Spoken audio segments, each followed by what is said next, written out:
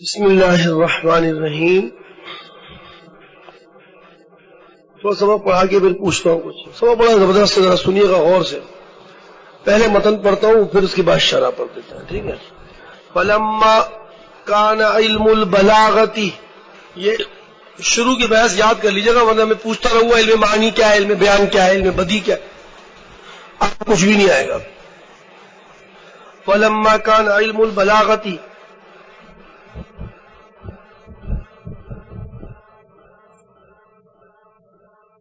وتوابعها من أجل العلوم قدرا وأدقها سرا إذ به تعرف دقائق العربية وأسرارها ويكشف عن وجوه الإعجاز في نظم القرآن أستارها.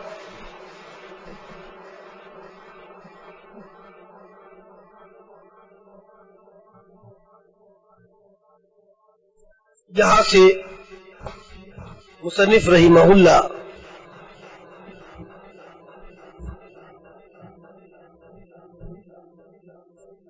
تعین فن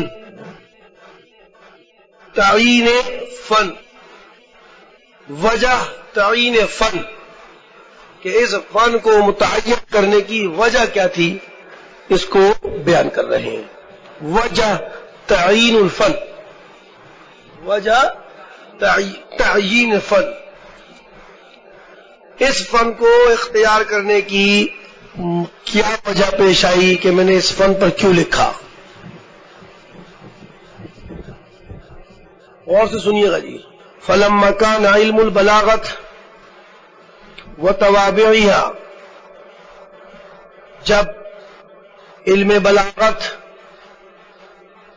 اور اس کے توابع، جب کتاب پر بھی میرا ہاتھ رکھیں یا پینسل رکھ کے ساتھ ساتھ چلے میرے، جب علم بلاغت میں ویسے بیان کر دیتا ہوں، علم بلاغت سے مراد علم معانی اور علم بیان ہے، یہ بھی آگے تحقیق کے ساتھ ہم پڑھ لیں گے. وتوابعها، اس کی جر کی میں نے وجہ بیان کر دی ہے. وعلم توابعها، عطف ہے وعلم توابعها. جب علم بلاغت، ذہن میں رہنا چاہیے کہ علم بلاغت سے کون سا علم مراد ہے، علم معانی اور اس کے توابع کون سا علم، علم بدیع، علم بدیع. اب میں متن دوبارہ سے شروع کروں گا. کان علم البلاغتی وتوابعها، پس جب علم بلاغت اور اس کے توابع من اجل العلوم قدرا، مرتبے اور منزلت کے اعتبار سے اجل علوم میں سے تھے. کس میں سے تھے؟ اجل علوم میں سے تھے، یعنی بڑے علوم میں سے تھے. اجل علوم میں سے تھے یعنی قدرن تمیز ہے، مرتبے اور منزلت کے اعتبار سے علم بلاغت اور اس کے توابع اجل العلوم میں سے تھے، اجل علوم میں سے تھے. وہ ادقیات اور نکات کے اعتبار سے باریک علوم میں سے تھے. نکات اور باریک باتوں کے اعتبار سے یا رموز کے اعتبار سے، صرف مانے رموز لے لیں، رموز کے اعتبار سے دقیق علوم میں سے تھے. کس میں سے تھے؟ دقیق باریک علوم میں سے تھے. نکات یا رموز کے اعتبار سے باریک علوم میں سے تھے اور دقیق علوم میں سے تھے.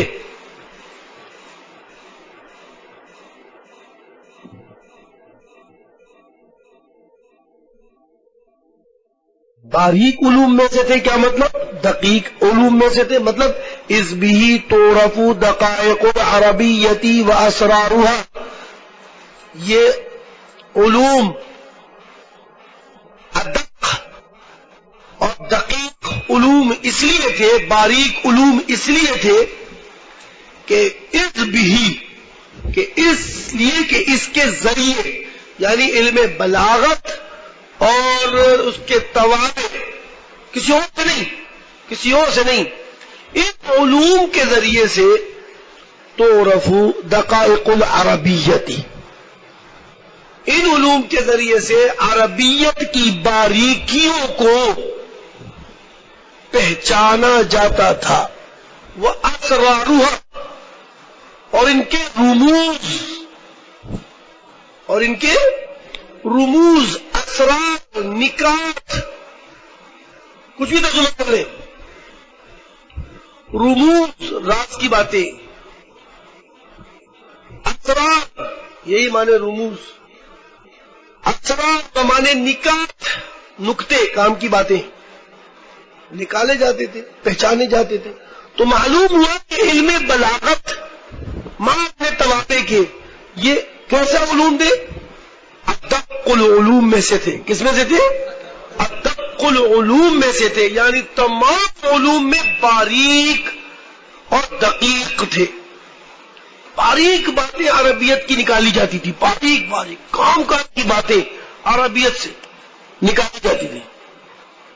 آپ عربی بول رہے ہیں، لوگ کہہ رہے ہیں یار اس کی باتوں کے اندر دیکھو یہ بات بھی چھپی ہوئی نظر آ رہی ہے، اس کی باتوں سے یہ بات بھی اخذ ہو رہی ہے، اس کی باتوں سے عربیت بتا رہی ہے کہ جس طرح سے اس نے جملے اور سینٹینسز بولے ہیں نا، ان جملوں سے یہ بات مفہوم ہو رہی ہے، یہ بھی مراد ہو سکتا ہے، یہ بھی مراد ہو سکتا ہے، اور اس سے یہ بھی بات کھل کے سامنے آ رہی ہے۔ یہ کہلاتی ہیں باریک چیزیں۔ آپ نے جملے بولے عربیت کے، اور ان جملوں کی عربیت کو سمجھنے کے لیے آپ نے علوم حاصل کیے، علم معانی، علم بیان اور علم بدیع۔ ان علوم کو جب آپ نے حاصل کیا نا، پڑھ لیا تمام اصول اور ضوابط کے ساتھ، آپ نے ان علوم کو پڑھا، اس کے بعد جب کوئی عربی بولتا ہے نا، جب کوئی عربی بولتا ہے، آپ اس عربی جملوں کو نا ایسے دیکھتے ہیں جیسے کوئی آپ کے سامنے جو نا ہر جملے کا ہر لفظ، ہر حرف، ہر تقدیم، ہر تاخیر، ہر تاکید اور ہر غیر تاکید کی بات سمجھ میں آتی ہے کہ اس نے یہ جملہ بولا کیسے، اس نے یہ جملہ بولا کیسے اور کس معنی کے لیے بولا ہے، اس سے کیا کیا بات ہے، یہ معلوم ہوتا ہے آپ کو کس سے؟ علم بلاغت اور اس کے توابع سے۔ اب کیا ہوگا عربیت کے بارے میں آپ کو باریک باتیں معلوم چلیں گی نا، قرآن کریم کس میں؟ عربیت میں۔ اب آپ جب یہ علم حاصل کریں گے تو قرآن کریم کو پڑھیں گے اور اس کو دیکھنا شروع کریں گے، آپ کہیں گے ابے یار یہ جو میرا علم جو میں نے پڑھا ہے یہ عربیت، قرآن کریم کی یہ عربیت، او ہو یار اس جیسا کلام اور اس جیسے عربی جملے اور اس جیسی اس کے اندر ایسی باتیں، ایسا اسلوب، ایسا انداز ایسا اسلوب ہے، کوئی ماہی کا لاکھ اس جیسا اسلوب اور اس جیسا انداز اختیار کر نہیں سکتا، وہ عاجز ہے، وہ ہاتھ مان جائے گا لیکن اس جیسا کلام لا نہیں سکتا۔ اب تک تو آپ یہی سنتے آئے، اب تک تو آپ نے یہی پڑھا کہ قرآن معجز ہے، قرآن کے مقابلے میں کوئی صورت لا نہیں سکتا، صورت تو درکنار، قرآن کے مقابلے میں کوئی آیت لا نہیں سکتا، آیت لا نہیں سکتا ہے۔ کیوں؟ کیا ہے قرآن کریم میں کیا بات ہے؟ تو جناب وہ باتیں آپ کو کیسے پتا چلیں گی کہ قرآن کریم کی عربیت میں کیا باتیں ہیں، کیا پردے ہیں، جس کی وجہ سے جب آپ پردوں کو ہٹاتے ہیں تو آپ کو ایسے معانی ملتے ہیں کہ آپ فوراً کہہ دیتے ہیں کہ اب قرآن معجز، قرآن معجز ہے، قرآن ہرا دینے والی کتاب ہے، قرآن کے مقابلے میں کوئی کتاب لا نہیں سکتا۔ ایسا اسلوب، ایسا انداز کوئی اختیار کر نہیں سکتا، وہ عاجز ہے۔ کہیں گے آپ خود اعتراف کریں گے، اس کا آپ خود اعتراف کریں گے کہ نہیں لا سکتا، کیونکہ آپ نے علم معانی پڑھ لی ہے۔ اب عربیت کے راز کھلنے شروع ہوں گے آپ کے اوپر۔ کیا کھلنے شروع ہوں گے؟ اب کوئی آپ کے سامنے عربی بولے گا تو راز کھلے گے آپ پہ، یار اس جملے کے مطلب یہ ہے۔ اور جب اللہ اکبر، جب آپ قرآن کریم پڑھیں گے تو وہ رازوں کو دیکھیں گے تو آپ خود کہہ دیں گے کہ یہی کچھ ہے یار، بس بندہ بشر عاجز ہے، اس کی طاقت میں ہے ہی نہیں کہ قرآن کریم جیسی کتاب کو لے آئے۔ یہ مخلوق کا کتاب نہیں، یہ کسی اور کی کتاب ہے، اور وہ کتاب ضرور خالق ہے، اس کا مصنف خالق ہے، مخلوق نہیں ہے کہیں گے آپ. تو معلوم ہوا مختصر باغ خدا بزرگ کو ہی قصہ مختصر کہ آپ اس وجہ تعین کیا ہے، کیوں ہے کہ اصل میں آپ سنیے گا بچے توجہ کے ساتھ، اصل میں یہ جو علم بلاغت ہے یہ مرتبے کے اعتبار سے بہت بڑے علوم میں سے ہے، اور دقیق اور اپنے رموز اور راتوں کے اعتبار سے، نکات کے اعتبار سے بہت دقیق ہے، کیونکہ اس کے ذریعے سے آپ عربیت کی حقائق کو پہچانتے ہیں، عربیت کے دقائق کو پہچانتے ہیں، عربیت کے رموز پہچانتے ہیں، اور پھر اسی کے ذریعے سے آپ قرآن کریم کا اعجاز پہچان لیتے ہیں. ٹھیک ہے، چل جائے گی بات بیٹا بھائی، سمجھ گئے؟ تو خدا نے مجھے تو فن دیا الحمدللہ، میں تو سمجھتا ہوں، میں نے سب استادوں سے یہی کہا ہے کہ میں اپنے لیے پڑھتا ہوں، ان کے لیے نہیں. یہ تو خالی گردن ہلاتے ہیں مرغے کی طرح، بس ٹکڑک ٹکڑک باجرا کھا رہے ہیں.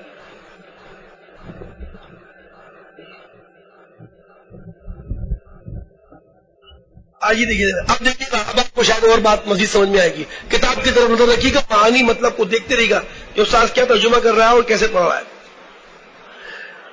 فلما شارح آپ کو بات سمجھاتا ہے کہ فلما یہاں پر کیسا لفظ ہے. یہ لفظ آپ پڑھتے رہتے ہیں لمبا لمبا، یہ لفظ کیسا ہے؟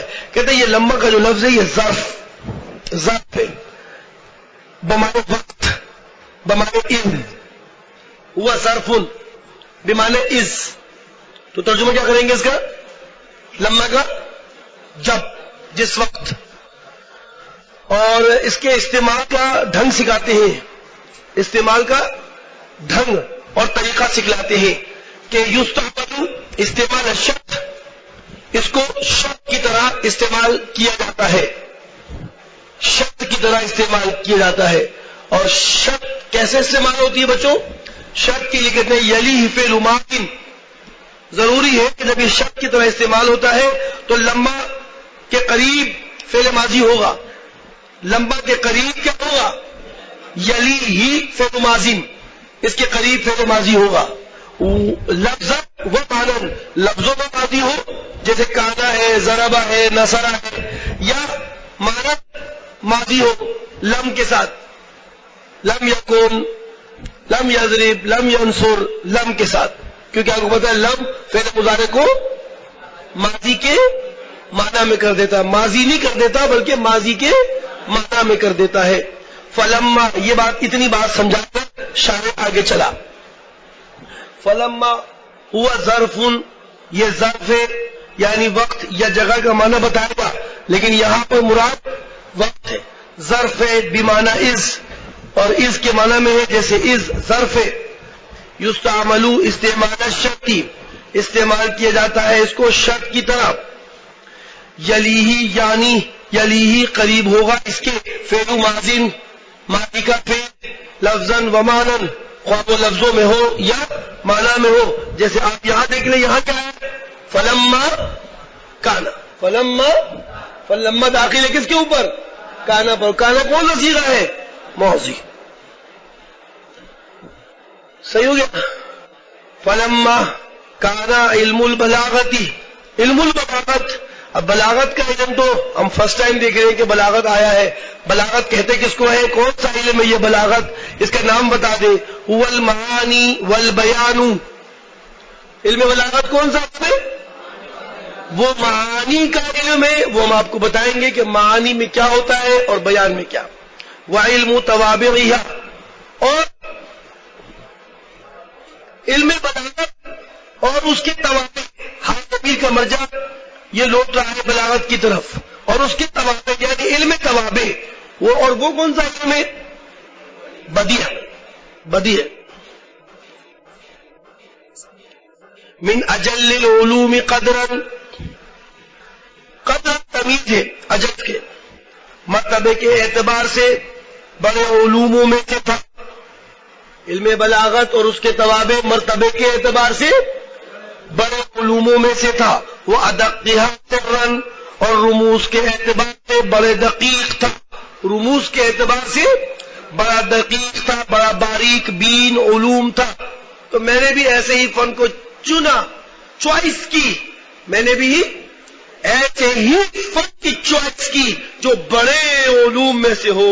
جیسے آپ کی چوائس ہوتی ہے بڑے مدرسے میں جاؤں، خواہ علم چھوٹا ہو، بڑی دیواروں کے پاس جاؤں، بڑے باغات والے مدرسوں میں جاؤں، بڑے بڑی کلاسوں والے مدرسوں میں جاؤں، آپ کی چوائس یہ ہوتی ہے۔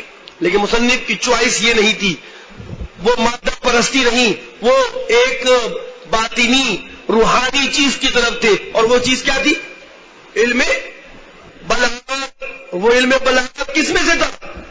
من اجل العلوم قدرا وادقھا سرًا، رموز کے اعتبار سے بڑا باریک بھی، بڑا دقیق۔ حضرت وہ کیسے کہ یہ بہت علوم جو ہے علم بلاغت کا، وہ کیسے ذرا وجہ بتائیے۔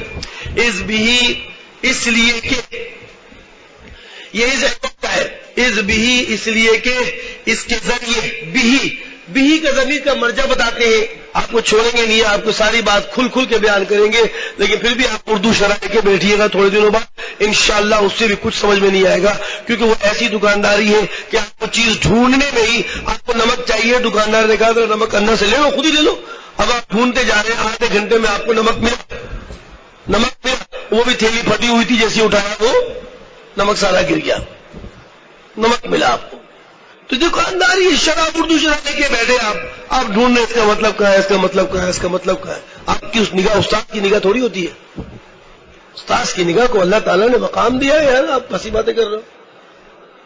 وہ آپ تو خالی ڈھونڈتے ہی رہو گے، بس اسی میں وقت بولو گے یار 1 گھنٹہ ہو گیا، چلو اچھا ہوا میں نے کتاب ڈھونڈنے میں وقت لگایا۔ من اجل لے لو، اچھا اس لیے کہ اس کے ذریعے یعنی اس کے ذریعے کا مطلب یہ ضمیر کا مرجع بعلم البلاغتی و توابعہ، یعنی علم بلاغت اور اس کے توابع کے ذریعے، لا بغیرہ، کسی اور علم سے نہیں، کسی اور علم سے نہیں، یعنی علوم جیسے لغات، علوم میں جیسے نحو، جیسے صرف، یہ ان علوم کے ذریعے سے نہیں، بلکہ اس بلاغت کے ذریعے سے کیا ہوتا ہے؟ تو ربو دقائق العربیت، عربی باریکیاں پہچان لی جاتی ہیں، عربیت کی باریکیوں کو پہچانا جاتا ہے، وہ اسرارها، اور ان کے رموز، ان کی رازوں کی باتیں، ان کے نکات وہ پہچان لیے جاتے ہیں۔ کس سے بچوں؟ کس سے؟ علم بلاغت اور اس کے توابع۔ اچھا یہ بھی بات یاد رکھیے گا، یہاں تک تو میں نے بات ختم کر دی۔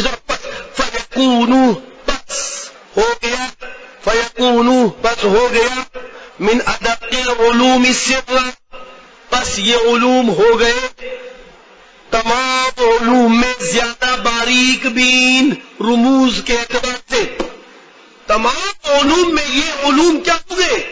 راتوں کے رموز اور نکات کے اعتبار سے کیا بن گئے؟ باریک بین، جبکہ دیگر میں کوئی ایسی چیز نہیں ہے۔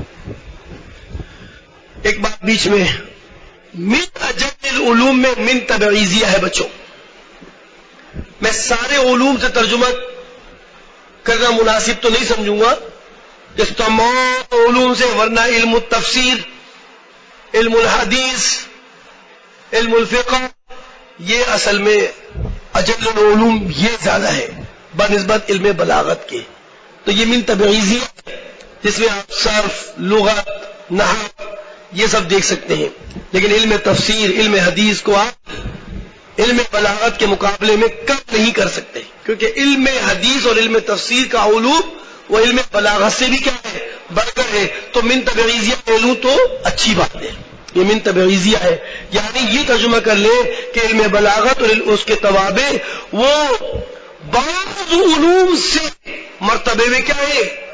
زیادہ ہیں، بڑے ہیں، بلند ہیں، اور بعض علوم سے باریک بین ہے رموز کے اعتبار سے، کیونکہ ان کے ذریعے سے آپ عربیت کے حقائق کو، دقائق کو اور اس کے رموز کو بالکل کیا کر لیتے ہیں؟ عیاں کر لیتے ہیں، عیاں کر دیتے ہیں، کھول دیتے ہیں۔ ٹھیک ہے، بس معلوم ہو گیا کہ یہ علوم ادق العلوم ہے، معلوم ہو گیا کہ یہ علوم کون سا ہے؟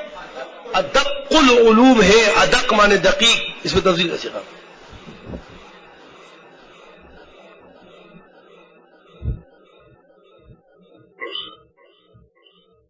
ایک اور بینیفٹ آپ کا اس علوم سے، علم بلاغت سے. ہم نے علم بلاغت پڑھنا ہے بچوں. کیا پڑھنا ہے ہم نے؟ علم بلاغت اور اس کے توابع پڑھنا ہے. اور ایک اور بینیفٹ، فائدہ ان علوم سے عربیت کے دقائق پہچانے.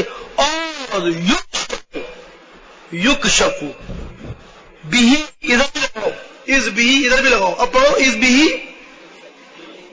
بھی یکشف. اس لیے کہ ان علم بلاغت کے ذریعے، ان علوم کے ذریعے یکشف، کیا بھائی بچے کو پڑھنا آ رہا ہے؟ ایسا ایسا کھول دیا جاتا ہے، ہٹا دیا جاتا ہے. کیا کرتے؟ ہٹا دیا جاتا ہے. ان وجوہ الاعجازی، اعجاز کے طریقوں سے فی نظم القرآن، قرآن کریم کے الفاظ میں. بہت غور سنو بیٹا، سرسری سنو گے سمجھ میں نہیں آئے گا. ہٹا دیا جاتا ہے ان علم پڑھنے کے ذریعے سے، اعجاز کے طریقوں سے قرآن کریم کے الفاظ میں. استارھا، کس کو ہٹا دیا؟ اس کے پردوں کو ہٹا دیا.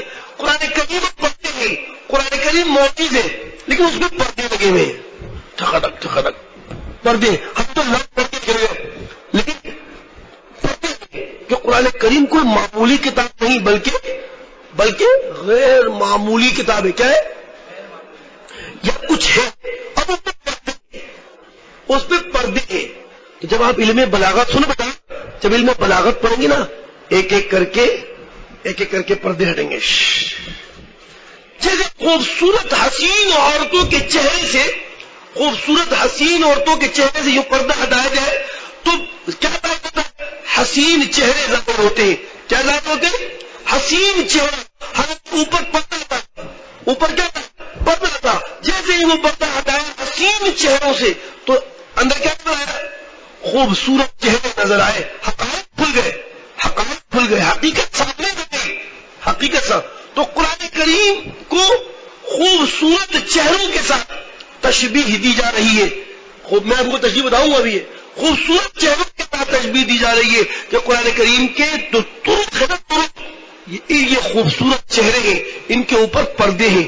آپ علم بلاغت کو پڑھیں گے، ان پردوں کو آپ جب ہٹائیں گے تو آپ کے سامنے، آپ کی آنکھوں میں، آپ کے ذہن میں، دل و دماغ میں وہ اچانک وہ خوبصورت چیزیں ظاہر ہونی شروع ہو جائیں گی. آپ کہیں گے واقعی قرآن معجز ہے. اس اسلوب کو، اس انداز کو کوئی اختیار کر نہیں سکتا، کوئی لا نہیں سکتا. یہ ہے اصل علم بلاغت کا مقصد. وجوہ الاعجاز کا معنی کیا ہے؟ وجوہ الاعجاز کا معنی میں بتا دوں آپ کو تاکہ آپ یاد رہیں. وجوہ الاعجاز کا معنی ہے کہ قرآن کریم کا ایسا انداز اور ایسا اسلوب اور ایسا طریقہ کہ اس جیسا اسلوب اور طریقہ اور انداز کوئی شخص اپنے کلام میں اختیار نہ کر سکے. اس کو کہتے ہیں وجوہ الاعجاز. اسے کیا کہتے ہیں؟ اسلوب کا طریقہ. میں اعجاز کا معنی یہ کر لیتا ہوں. چلو بھی اعجاز کی وجہ سے لوگوں بھی معنی ہرا دینے کے ہوتے ہیں. ہرا دینا، اعجاز عاجز کر دینا، تو وجوہ الاعجاز کا معنی ایسا طریقہ، کسی شخص اسلوب، ایسا طریقہ، اسلوب کا ایسا طریقہ، ایسا انداز، ایسا بیان کہ کوئی شخص اپنے کلام میں اس انداز، اس اسلوب کو اختیار کرنے پر عاجز ہو. کیا ہو؟ عاجز ہو. اس کو کہتے ہیں وجوہ الاعجاز. کیا بولتے ہیں؟ کیسے سمجھایا بڑے بہت مزہ آیا کہ نئی کتابیں اور استاد ماہر ہے. انشاءاللہ آپ کو سمجھ میں آئے گا اگر جو سمجھے گا، غور توجہ اس کی جاؤ گی. میں بچہ اگر تو ایسے پڑھ رہا ہوتا ہے نا، اسے توجہ تھپڑ مارتا ہوں زور سے، کیونکہ وہ قریب ہوتا ہے، تھپڑ زور سے پڑتا ہے، یوں ایسے کر کے. تمیز سے بیٹا توجہ کرو، بدتمیزی سے پڑھو گے تو دفع ہو جاؤ یہاں سے، برداشت نہیں کروں گا. آپ کی توجہ ہوگی تو انشاءاللہ سمجھ میں آئے گا. اور تھپڑ میں نہیں ماروں گا، آپ کو تھپڑ روحانی طور پر پڑے گا، آپ دیکھیے گا، کیونکہ میرے مزاج میں ایسے ہی تھپڑ مار دینا اگر توجہ نہیں ہے تو. لیکن تو بھرپور توجہ رکھو، سمجھانا اللہ کی ذمہ داری ہے.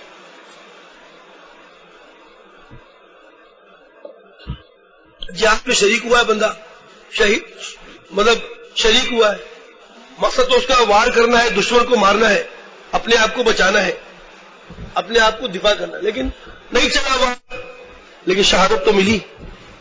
وہ درجہ کچھ کم ہے؟ آپ بتائیے مجھے، وہ درجہ کم ہے؟ آپ کا وقت نہیں چلا، آپ نہیں سمجھ سکے، لیکن قرآن کریم کو سمجھنے کے لیے آپ نے جو محنت کی، یہ کوئی کم ہے؟ یہ کوئی کم ہے؟ یہ کوئی جہاد کم ہے آپ کا کہ آپ ذہن کو سارا وقت اس میں لگا رکھا ہے کہ میں سمجھوں کیا بات ہے، سمجھوں میں سمجھوں. معمولی بات نہیں سمجھنا، اپنی مطلب بد یا اپنی بے توجہی سے اپنے اوپر مصیبت نہ ڈالنا. توجہ کرو بس. ٹوٹل آپ سو رہے ہیں بیٹا، مجھے برا لگ رہا ہے، آپ کو نیند آ رہی ہے، اور یہی نیند بچے پیدا کر رہی ہے، برابر میں بھی جا رہی ہے. بچے نکل رہے ہیں ایسے نہیں کرو یار.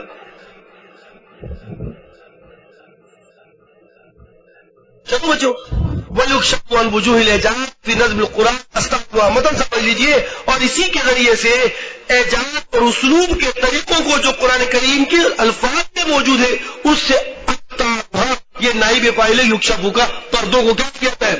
یعنی قرآن کریم کے الفاظ میں جو اسلوب اور انداز کا طریقہ ہے اس سے پردوں کو کیا کرتے ہیں؟ ہٹا دیا جاتا ہے. اے بھی دیکھو، میں نے تو وہاں بتایا آپ کو، انہوں نے یہاں لگایا اے بھی یورپ، مطلب یہ کہ اس کے ذریعے سے یورپ یکشف کا ترجمہ کیا ہے، یکشف اے بھی یورپ. لازمت پردے ظاہری تو ہے، ظاہری تو ہے نہیں کہ آپ پردے ہٹائیں گے کھڑکی کھل جائے گی، ہے نا، بلکہ مراد یکشف سے معرفت ہے. اے بھی یورپ، اس کے ذریعے سے پہچانا جاتا ہے. وجوہ نظم القرآن استغفر یورپ بھی ان القرآن معجز. قرآن کیا ہے؟ معجز. پڑھیے بولیے. ہرا دینے والی کتاب ہے قرآن کریم، ہرا دینے والی کتاب ہے کہ اس جیسے الفاظ، اس جیسا کلام، اس جیسا اسلوب، اس جیسا انداز کوئی شخص لا نہیں سکتا. یہ پہچانتے ہم کس کے ذریعے سے؟ قرآن کے ذریعے سے، علم بلاغت کے ذریعے سے. آج جو ہم یہ علم شروع کر رہے ہیں وہ علم بلاغت ہے. کیوں؟ کیسے؟ کہ قرآن موجود ہے. کیوں اور کیسے؟ لکونہ فی مراتب البلاغت، کیونکہ جب آپ علم بلاغت پڑھیں گے، بیٹا کیا نام ہے تمہارا؟ ابو الفضل جب آپ علم بلاغت پڑھیں گے اور آپ قرآن کریم کو عربیت کے لحاظ سے دیکھ رہے ہیں، علم بلاغت میں عربیت کو ہی پہچانا جاتا ہے. جب آپ قرآن کریم کو بلاغت پڑھنے کے بعد دیکھیں گے تو ہمیں اندازہ ہو جائے گا کہ اوہو، بلاغت کا علم بتا رہا ہے کہ قرآن کریم میں بلاغت اعلیٰ درجے کی ہے. جب ہم علم بلاغت پڑھیں گے اور قرآن کریم کو دیکھیں گے تو ہمیں پتہ کیا ہوگا؟ ہم دیکھتے ہی بولیں گے اوہو، قرآن کریم میں بلاغت یعنی جو بلاغت کے قواعد ہیں، اعلیٰ تمام بلاغت کے ساتھ بولو، وہ قرآن کریم میں کیا ہے؟ بدرجہ اتم موجود ہے. کیسے وجہ؟ اس لیے کہ لاجتماعہ علی الدقائق والاسرار، اس لیے کہ وہ مشتمل ہے باریک باریک نقطوں پر، اس لیے کہ وہ مشتمل ہے رموز پر. تو کیا ہوا؟ کیا ہوا اگر مشتمل ہے تو؟ جی وہ ایسی چیزیں ہیں البشر کہ وہ انسانی طاقت سے کیا ہے؟ خارج ہے، انسان کی طاقت سے باہر ہے. انسانی طاقت ایسا کلام لا نہیں سکتی. آئی سمجھ میں؟ جی سوئیے گا نہیں بچوں، اتنی چیخ پکار میں سونا نہیں. اے بھی یعرف ان القرآن معجز لکونہ، اب یہ وجہ بیان کریں گے کیسے بھائی، لکونہ فی اعلی مراتب البلاغت، اس کی علت یہ ہے کہ قرآن معجز ہے کیونکہ جب ہم علم بلاغت پڑھیں گے تو ہمیں اندازہ ہو جائے گا کہ قرآن کریم بلاغت کے مراتب میں سب سے زیادہ بلند ہے، اعلیٰ ہے۔ کیوں؟ لاجتماعی، اب اس کی بھی علت اس لیے کہ قرآن کریم مشتمل ہے علی الدقائق والاسرار، ایسے دقائق اور ایسے رموز پر الخارجتی عن طوق البشر، جو انسانی طاقت سے باہر ہے، کہ وہ ایسے دقائق کے ساتھ، ایسے رموز کے ساتھ کلام کہہ نہیں سکتا، ایسے اسلوب کے ساتھ کلام بول نہیں سکتا۔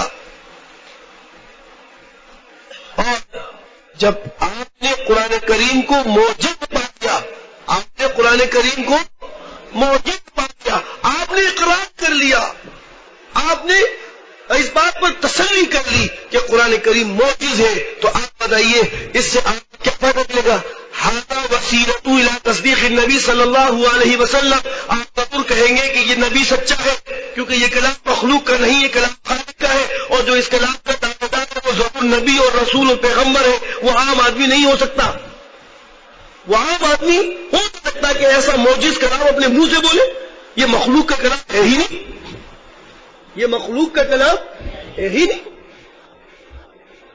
وہاں پر وسیلتون، اور اس طرح کا اعتقاد کر لینا، اس طرح کی معلومات لے لینا کہ قرآن کریم معجز ہے، تو یہ وسیلہ بن جائے گا الی تصدیق النبی صلی اللہ علیہ وسلم، ٹھیک ہے؟ اور جب آپ نے تصدیق نبی کر لی، آپ نے نبی کو سچا کہہ دیا، تو یہ وسیلہ بن جائے گا آپ کی تصدیق کرنا، یہ وسیلہ بن جائے گا الی الفوز، کامیابی کی طرف، فی جمیع السعادات، دنیا اور آخرت کی تمام خیر و خوبیوں کا۔ ہو گیا نا؟ پرفیکٹ ہو گیا نا؟ آپ بھی بچ گئے، آپ بھی نجات پا گئے، آپ بھی نجات پا گئے، اور آپ نے ایک اچھا پیغام بھی چھوڑ دیا، اچھی بات ہو گئی۔ قرآن کو معجز کیا، قرآن کو تسلیم کیا، جس پر اترا اس کی تصدیق کرنی پڑ گئی آپ کو، اور پھر یہ تصدیق کرنے کے بعد آپ یقیناً کیا ہوگا؟ کامیابی کی طرف چلے گئے، تمام سعادات آپ کو مل گئی۔ تو اب بتائیے کہ علم بلاغت جس کے ذریعے سے آپ کو قرآن کریم کی تصدیق بھی ہوئی، جس کے ذریعے سے آپ کو اللہ کے رسول کی تصدیق بھی ہوئی، اب بتائیے علم بلاغت کا پڑھنا کیسا ہے؟ آپ بتائیے اب علم بلاغت کا پڑھنا کیسا ہے؟ کہتے ہیں فیکون من اجل العلوم، کتاب دیکھو، فیکون من اجل العلوم، بس میں نے کہہ دیا کہ اب یہ علم یعنی علم بلاغت وہ بڑے بڑے علوم میں سے ہے۔ کس میں سے ہے؟ اجل العلوم میں سے ہے۔ کیوں؟ پھر بتاتے کیوں؟ آگے دیکھیں، لکونی معلوم ہی وغایتی ہی، اس لیے کہ علم بلاغت کے ذریعے سے معلوم ہوگا کس بات کا؟ اس بات کا معلوم ہوگا علم بلاغت کے ذریعے سے کہ القرآن معجز، یہ معلوم ہوا۔ علم بلاغت علم اس لیے علوم میں سے لکونی معلوم ہی، اس لیے کہ اس کا معلوم یعنی قرآن کریم کا معجز ہونا، اور اس کی غایات یعنی الفوز بجمیع السعادات، یہ غایت اس کا معلوم ہونا، یہ کہتا ہے من اجل المعلومات والغایات، یہ تمام معلومات سے بڑی معلومات ہے، کیونکہ تب آپ نے علم بلاغت کے ذریعے سے جو معلوم کیا وہ قرآن کا معجز ہونا، اور اس کے ذریعے سے آپ کو دنیا اور آخرت کی کامیابی ملی، تو یہ بن گیا من اجل المعلومات والغایات۔ جب من اجل المعلومات والغایات میں سے اس کی معلومات ملی تو یہ علم بلاغت کیا بنا؟ بڑے علوم میں سے بنا، بڑے علوم ہے۔ اچھا بس بہت اچھی سبق تھا، آگے بھی لیکن بس رہ گیا۔